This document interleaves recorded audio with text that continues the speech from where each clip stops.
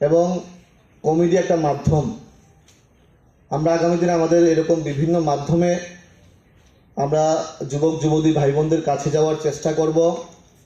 আমরা চাইব আমরা সবাই মিলে আমাদের যেই স্বপ্ন এই রাজ্যকে নেশামুক্ত ত্রিপুরার দিকে গড়ার, সেই দিকে আমরা সবাই মিলে ঐক্যবদ্ধভাবে ঐকান্তিক প্রচেষ্টায় এই হলে আমরা যারা বসে আছি প্রত্যেকের ছোট ছোট কন্ট্রিবিউশনের মাধ্যমে আমাদের যেই লক্ষ্য আমরা সেই লক্ষ্যে পৌঁছাবো।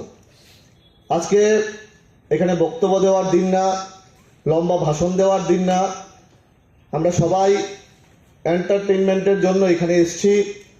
আমরা একটা সুন্দর অনুষ্ঠান আজকে এখানে উপভোগ করব এবং আমি প্রত্যেককে অনুরোধ করব আমরা যেন আমাদের যেই এলাকায় যেই পাড়ায় আমাদের বাড়ি, আমরা যেন এরকম ছোট ছোট প্রয়াস করি।